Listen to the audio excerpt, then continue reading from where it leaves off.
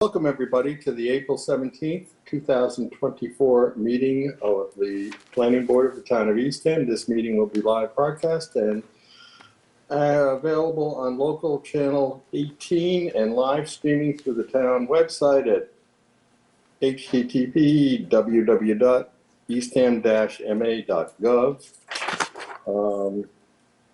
The formal notice is the Town of Eastham Planning Board will hold a public hearing at 5 p.m. on Wednesday, April 17th, 2024 in the Earl Mountain Room at Town Hall, 2500 State Highway, Eastham, Mass. On the following petitions. The applications and proposed plans are available for inspection at the hearing and in advance of the hearing date at the Eastham Planning Department, 2500 State Highway, Eastham, Mass.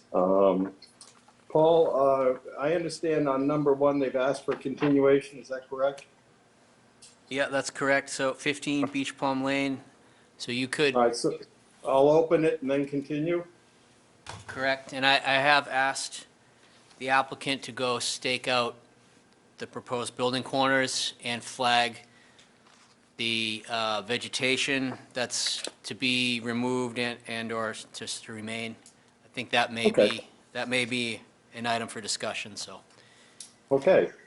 So I'm going to call a case number PB 2024-01, first of the year, 15 Beach Plum Lane, as shown on map 13, parcel 185, Karen M. Johnson, 2016.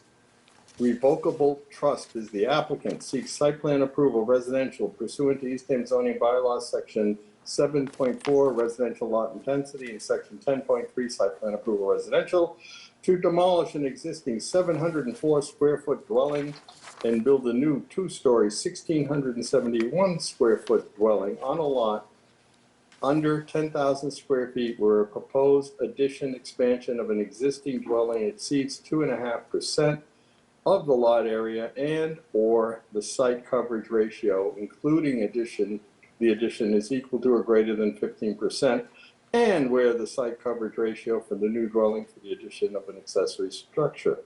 Building causes the site coverage ratio to be greater than 15% of the lot area. So the applicant has asked for an extension till the next meeting. Paul, you have a couple of comments on this before we vote on the extension? No, just like I said, I asked them to stake out the property in time for next month's meeting. So you can get a better feel for that project. Paul, do you know if Board of Health has looked at this? I'm concerned they're showing using an old leaching pit, one leaching pit for the entire house. I don't know if that's going to meet Title V. Do we know if it's been referred to them? I will get a report back from Board of Health. Great. See what the status is. Okay, board members, is there a motion to continue case number PB 2024-01 to our regularly scheduled meeting of June date? I so move. Second. Oh, we need the date. It'll be what? the May 2nd. Sorry, 15th. Sorry, May 15th meeting. Yeah, you're right. Okay, to May, you said May 15th? Yes. Okay, 2024. And I heard somebody move that? I so move. A second. Okay, any discussion? All in favor? All right. Aye. Aye. Aye. Aye. Chair votes aye. Okay. We're going to move this next one along.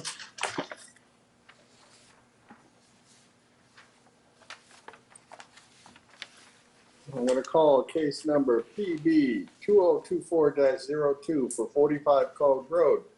As shown on map 18, parcel 45, Paul Muldoon, applicant, seeks site plan approval residential pursuant to Eastham zoning bylaws section 7.4 residential lot intensity and section 10.3 site plan approval residential to add a garage with a second floor space, living space on a lot between 10,000 and 19,999 square feet where a proposed addition or expansion of existing dwelling exceeds 2.5% of the lot area and or the site coverage ratio, including the addition, is equal to 15%, and where the site coverage ratio for the new dwelling and or dwelling or addition of the accessory building causes the site coverage to be equal to 15% of the lot and or equal to greater than 2,000 square feet.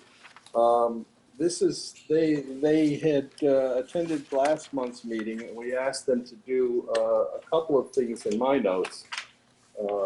Is the applicant here to present tonight, Paul? Yes, sir. Yes. Okay, great. So why don't you go ahead? We told you to do a couple of things, and I guess you've done them, so let's hear that. So Paul Muldoon here representing Steve and Kathy Wurst and their project at 45 Cove Road. The directive was to find out more about the easement and ensuring that we have the right to do what we need to do. And the document that I provided specifically talks about the deck and having the ability to use, maintain, and rebuild the existing deck in the location that it is within the easement. So that was item number one. And then item number two was to fix a floor plan note, which I brought a set of second floor plans revising an error saying, transitioning a note for a bedroom into a bathroom. Very good. Board members, do you have any additional questions for the applicant? We could start with Jim. How big is the garage itself? The footprint of the garage is 386 square feet, plus the stair structure. So the actual depth of the garage,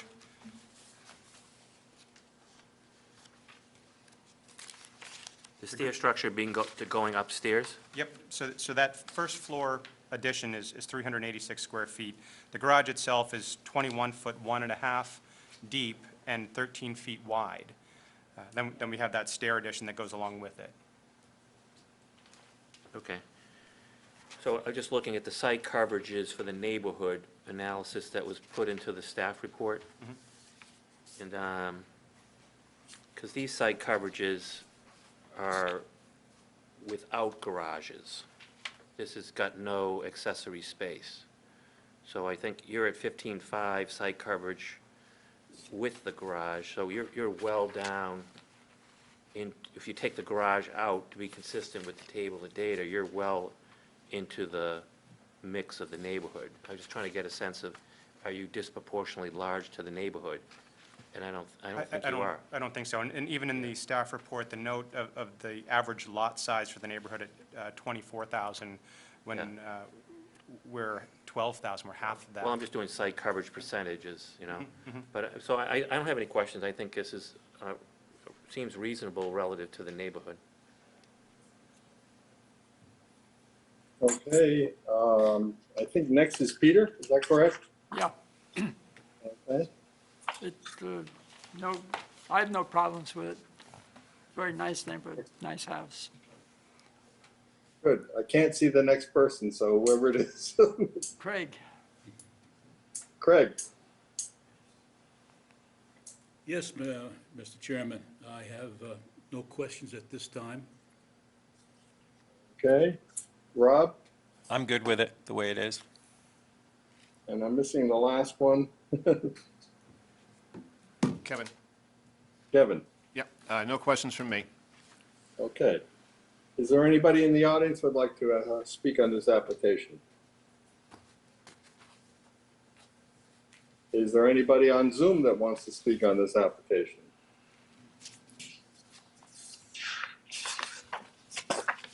Okay.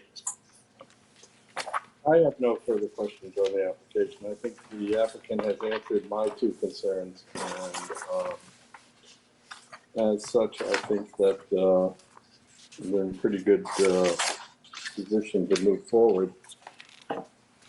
Having seen no other questions, I'm going to read the following proposed findings of fact. Number one, property is located at 45 Cove Road and is located in the residential zoning district. Number two, the applicant has applied for site plan approval pursuant to East Lyme zoning bylaw, section 7.4, residential lot density, and section 10.3, site plan approval residential. to add a garage with second floor living space on a lot between 10,000 and 19,999 square feet, where proposed addition or expansion of existing dwelling exceeds 2.5% of the lot area, and or the site coverage ratio, including the addition, is equal to 15%, and where the site coverage ratio for a new building or the addition of an accessory building causes the site coverage ratio to be equal to 15% of the lot and or greater than 2,000 square feet. Number 3, maximum site coverage permitted under the bylaw zoning section .4.2 is 2,000 square feet. The proposed total site coverage will be 1,993 square feet, 15.5%, an increase of 562 square feet, which is 4.737%. The lot size is 12,847 square feet. The average site coverage of dwellings in the 300-foot abutters radius is 8.9%. The average lot size of the neighborhood is 24,779 square feet. Number 4, the proposed project does not negatively impact existing native vegetation and soil or grade changes. The lot is fairly flat, fairly level. Grade changes are minimal. Minor changes to foundation plantings are proposed to accommodate the new addition. A condition of approval will require that a minimum of 50% of the new plantings be native species compatible with existing native vegetation on the lot and in the surrounding area. Number 5, the proposed project does relate harmoniously to the terrain, to this use, the scale and proportions of existing and proposed buildings in the neighborhood. The maximum site coverage permitted under the bylaw section 7.4.2 is 2,000 square feet. The proposed total site coverage will be 1,993 square feet, 15.5%. The lot size is 12,847 square feet. The average size site coverage of dwellings in the 300-foot diameter radius is 300-foot radius. Abutted radius is 8.9%. The average lot size in the neighborhood is 24,779 square feet. Number 6, the proposed characteristics of the neighborhood are preserved by the plan as presented. The proposed addition is compatible with other structures on the land and in the neighborhood, and does maintain balance in relation to building roof shapes and pitches. The roof line of the garage matches the high point of the existing structure and matches the progressive height increase across the length of the entire structure, with several breaks in the facade that varies the roof lines and breaks up the massing of the building with interconnected building elements. That's short. Dimensions of the garage to facing the street in alignment with, is facing the street in alignment with the existing structure. The main massing of the garage will face away from the abutting houses, which will be screened by existing vegetation to the north. The surrounding area contains various dwellings of various sizes and designs, ranging from modest cottages to more elaborate architecture. But the most structures share common roof pitches and gabled end roof design with shed and doghouse style dormers. Many properties in the area also include attached garages. Traditional materials will match the existing and surrounding structures, and white cedar shingles, asphalt roof, and double hung divided light windows. Number 7, the project does avoid impact on steep slopes, floodplains, hilltops, dunes, and scenic views and wetlands. There will be no environmental impact. The site is not located within any resource area. Number 8, the proposed project does not have any existing unique, significant environmental resources. There will be no impact. Site is not in the area. Same thing, okay?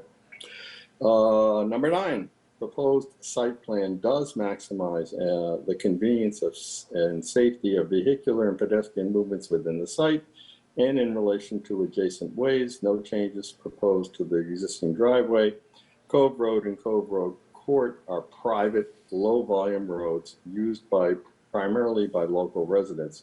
Paul, I don't think we had any letters in favor or in opposition, is that correct? Correct, nothing. I'm sorry, Okay. I emailed over a set of letters that we did receive. We have 6 supporting documents from direct abutters. Oh, you did, okay, I emailed them over this morning, okay. and I have the hard copies with me. All right, so I'll take those, sorry. I didn't make it all the way through my emails today. Right, these are all in favor, correct? All in favor. So, yeah, so we received 1, Okay. 2, 3, 4, 5 letters of support from Gabrielle O'Hara, 35 Cove Road, Thomas Smicelli this previous one, 35 Cove Road, 25 Cove Road, Robert Plati from 200 Corliss Way, Ed Clifford. Don't see his address, and Gwen Keletsky of 55 Cove Road. We can put these Okay, into so the now case file. I'll make number 10. The town of Eastham received 5 letters in support of the application and no letters in opposition of the application. Is there a motion to approve findings of facts as read? So moved. Is Second. there a second? Okay, Craig, all in favor? Aye. Aye. Aye. Aye. Okay, motion passes. Okay, is there a motion to approve site plan approval for case number PB 2024-02, subject to the following conditions? And are these standard, Paul, we just say standard or not? Some of them, 1 through 5? 1 through 5 are, 6 and 7 are what I am proposing should be the new standard, because to add in, related to the new perimeter vegetation. Good. And then Am I I allowed, do, am I allowed to call them standard conditions 1 through 7 now or not? yeah, but I think, Paul, did you have a chance to review the conditions? We reviewed the conditions, and any landscaping material that we do plant, 50% of it at the very least will be from the Cape Cod Collaborative Extension list of approved native plants. So I would recommend that we do add a condition to reflect what Mr. Muldoon just said. And I have the Okay. language there. So we're going to add that at the end, number 11? Yes. Okay, so we can say, is there a motion to approve, for approval of site plan application PB 2024, subject to standard conditions 1 through 10, and the addition of condition number 11 as read by Paul? So number 11 would be proposed plantings shall be minimum of 50% native species and shall be selected from, shall be appropriate to the area, shall be selected from species listed on the Cape Cod Collaborative Extension native plant listings. The planting list, final planting list shall be provided to the planning department prior to the issue of a building permit. Okay, I will move approval of the site plan, subject to the conditions as read. Is there a second? Second? Any discussion? All in favor? Aye. Aye. Aye. Aye. Okay, unanimous. Okay, Thank you. thank you. All right, now we have a preliminary, which we do recommend to people these days since we have some regulations that are evolving. And this is for 25 Court. It's a preliminary discussion for site plan review on Longfellow, from Longfellow Design and Build. Is the applicant in the audience? Oh, great.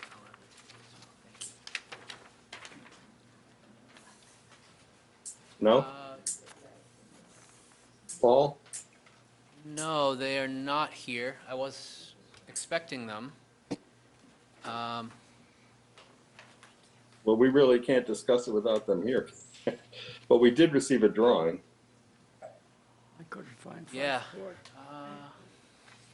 Let me just double check my email. Update your maps. Maybe they, It's a fairly new road. Did you find it? Yeah. What map? The Google map, what are you looking at to find it? The magazine and on the web too, I couldn't find it. You know, it shows all the roads, but wouldn't come up. Whereabouts in Yeah, Great Pond. Off Lawton. I'm not, I don't see anything in my email about them not being able to make it. Okay.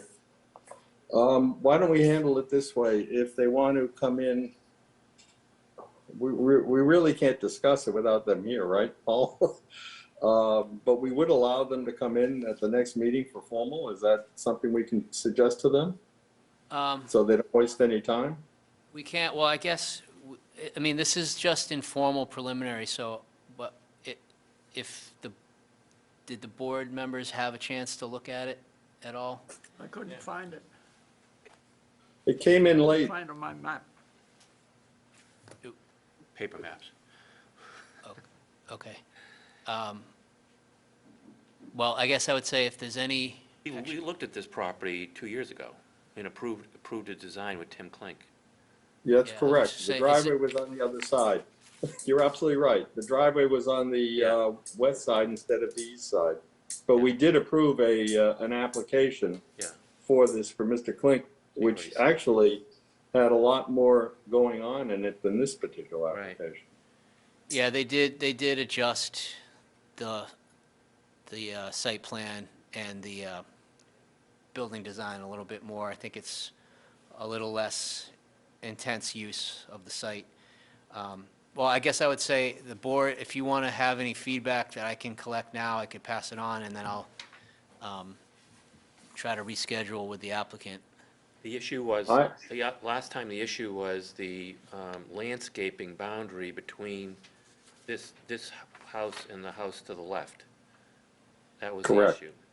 Yeah, and that's pretty much exactly why we put in the perimeter vegetation bylaw. That was like Okay, textbook case of why we did that. but it's cleared now, because that drive, I know that's why we did it, but he's got to address it in this Yeah, proposal. yep, and I did talk to him about that. I met with him informally in my office too, so they understand the vegetation requirement. Yeah, they're gonna have to vegetate the east side property line now because that's where the driveway's going. Yeah.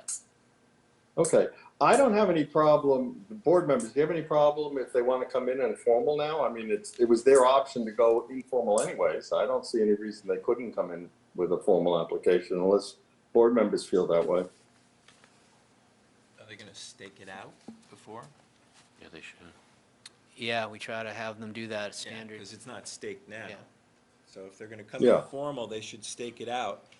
The house to the right looks like it's about the same size as what they're gonna build, so it didn't totally stick out to me, but I still would like to see exactly where it's gonna fit on the property. Yeah, I would so- agree with that.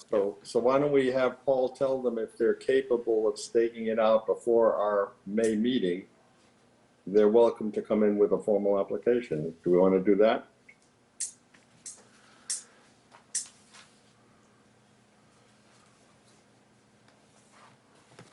Anybody? Yeah, they should do works that, for me. yeah, Yeah, we're definitely. good with that. Yeah. Okay. All right, Paul? Yep, that's fine, and I'll pass the word on. Good. Yeah, apology, I don't know, I didn't hear from them, so I don't know what happened. Okay. Next item is the minutes. We have minutes from March 20th, 2024, 4 PM meeting. You recall this is the community development where we went through some regulations. Paul, do you have any comments on this? Nope. Okay. Is there a motion to approve the minutes of March 20th, 2024, 4 PM meeting as written? So move. Second. Any discussion? All in favor? Aye. Aye. Aye. Aye. Aye. Very good. Who did the Okay, sec, next who month I'm seconded gonna that? be there. I did. Thank you. Next month, you got me back. Can I You ask, lucky people, you. can I ask a quick question, Dan? Yeah, The beach plum that we're gonna talk about next time is gonna require variances on both sides of the house. Does that go to ZBA before us? Like, because Well, I'm not comfortable, yeah. I would vote it down because of those lack of variances. no, you're right. Here's the way the regulations are written. If it's a commercial site plan approval, they must get zoning relief before planning board approval. If it's residential, it is not written that way in the code. We do have the option of going through site plan approval and making it subject to ZBA approval. I don't like doing that, but that is an option. My preference is that they go like you, because we could go through an entire review. Right. And if they don't get zoning board, then they have to come back and do a whole nother planning review, and I don't think it's fair to the board. So I would agree with you that certainly we can open a public hearing, but I would agree with you, perhaps we don't close it until such time as they receive their zoning board relief. They're on the agenda, Or- sorry, Dan. Yeah, go ahead. They're on the agenda for ZBA for May 2nd, so they'll, because of the continuance, it'll work out that Okay. way. But you're right, and we try to encourage everyone to do zoning first, just because it doesn't make any sense. If you don't get the zoning relief, you can't do the project, and then you're, I wouldn't approve it if it didn't, because I don't like the I'm gonna have a problem with the width of it myself, and so I'd really want that variance first. yeah. Yeah, so I would just recommend that, I know you'll go out anyways, but just kind of pay attention to the surrounding neighborhood Yeah, in comparison to the proposed design. Yeah. Because as we get used to these new regulations, this is, I think, one that right. will be a good one to work through and kind of figure out how to apply these new neighborhood characteristics, because I think it's an interesting design. I And just feel like, I miss some of these training sessions, that if you could walk us through that in the meeting, you know, really hold our hands, because, you know, I think that's where I left it in December, that we needed that. Yeah, and again, that's why I asked them to stake it out, and especially the landscaping. Yeah. I think that'll be a critical factor in this one, so. Yeah, I don't think this particular design matches the neighborhood, if that's an issue, but I'm just saying it's rather unique, so. We can't talk too much about this case now, right, since it's not open? Well, Right. it's open, just, that's what we, We did open it. yeah. So can we say more comments about it, or should we just refrain from that? I mean, if there's I any, prefer to refrain Okay, because the that's fine. applicant isn't here to comment back, That's fine. okay? But certainly next month, be prepared with your comments because I'm sure they're valid. Okay. We have one other piece of paper in front of us. Paul, is this update on the proposed zoning bylaw amendments? yep, that's what it is, so all the proposals are moving forward, they're on the town warrant. There were changes to the short-term rental bylaw since the March 20th public hearing, so the memo is just highlighting what those changes are. And really, the big thing is that there was an exception carved out to deal with cottage colonies, so that they could, and we have a few that, the traditional cottage colonies that are still under single ownership and operate as a business, basically. even though they're in residential area. And so with discussions through the select board, we amended the language to basically protect those properties. And so they will be basically, even though they have, so the proposal is to limit to no more than 2. We would treat these cottage colonies as basically, even though they have multiple units, we would permit them and issue them 1 rental certificate. But they're kind of an exception to the rule that we wanted to be able to preserve the ability for those owners to continue. Like the grandfathered in. Yeah, essentially, that's what it is.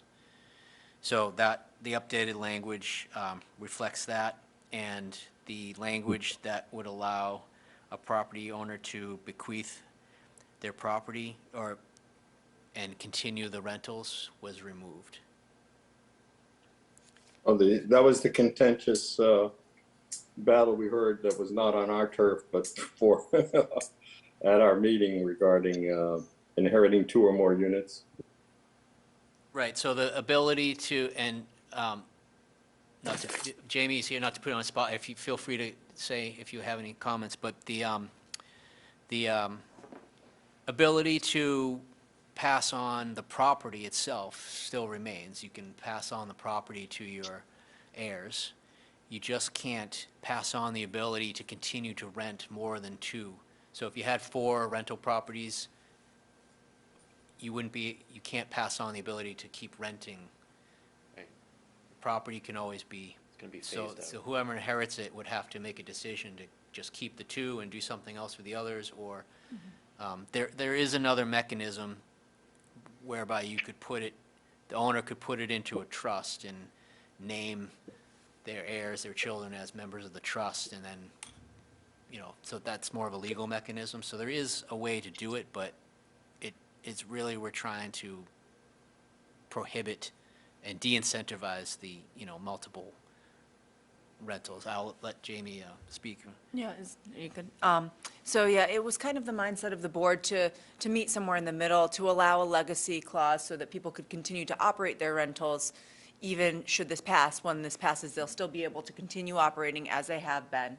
So there is still a legacy aspect to the bylaw, but upon transfer of property, that legacy would then terminate. So it still allows people to continue on with doing what they've been doing for, the rest of their lives. But it does, it prevents that kind of commodification and commercialization of a residential property to continue beyond that stretch.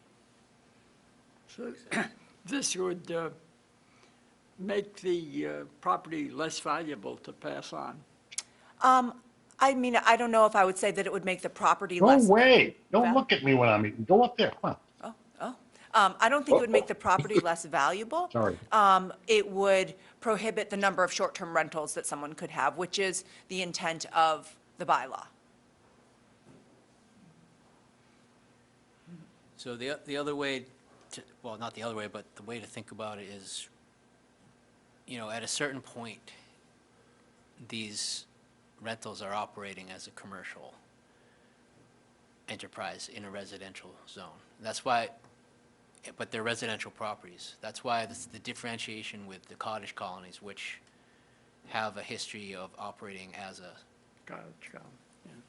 so, like I said, the land is always going to have value, but the zoning doesn't, the zoning regulates the use, and the use that's happening on these residential lots is not actually specifically permitted, so actually kind of brings things more into alignment with the zoning, Yeah. so. So those are the changes I just wanted the board to be aware since the March 20th meeting, and that's what's reflected in the town meeting warrant. The other kind of housekeeping items we had about amending the definitions, nothing's changed on those, so all of those items are on the warrant for March 20th.